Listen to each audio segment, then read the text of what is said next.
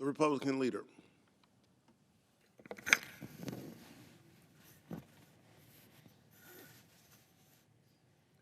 Mr. President. The Republican leader.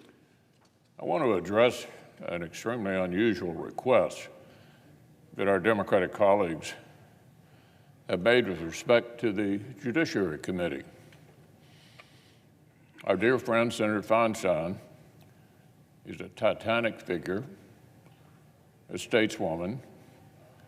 Elaine and I have been honored to count the senator and her late husband, Dick, as close personal friends for many, many years.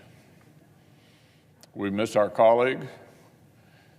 We wish her the very best for a speedy recovery and a smooth return. In the meantime, our colleague's temporary absence has really not ground the Judiciary Committee to a halt. So far this Congress, the committee has reported out 40 judicial nominees. Listen to this, more than half of them on a bipartisan basis. So let me say that again. More than 24 judicial nominees have been reported out this Congress on bipartisan votes. There are more than a dozen Article III judges already waiting on the executive calendar. And a whole bunch of the nominees currently in committee are likely to receive bipartisan support as well. So the administration does not face any obstacle to moving nominees who are remotely qualified for the job. People who are mainstream and qualified have a path forward.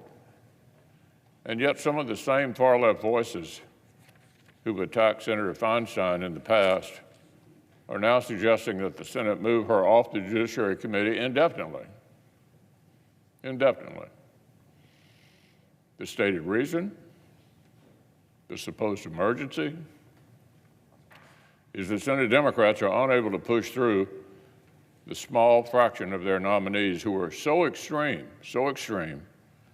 and so unqualified that they cannot win a single Republican vote in committee. So let me say it again. The far left wants the full Senate to move a senator off a committee so they can ram through a small sliver of their nominees who are especially extreme or especially unqualified. There are 4 main nominees that our Democratic colleagues are currently unable to move. One of them threatened an underage abuse victim while representing her prep school. One of them didn't know what Article 2 of the Constitution says. One of them didn't know what a Brady motion is. And the 4th one argued that the sex offender registry, listen to this, does not help keep children safe. Those are the 4 they're having a hard time moving. They're not on track to get bipartisan support. It's purely the Democratic political choice to hold the relatively more reasonable nominees hostage so the unqualified ones can move in a pack. So even though they could move a number of less controversial nominees right now, they want to sideline Senator Feinstein so they can ram through the worst 4 as well.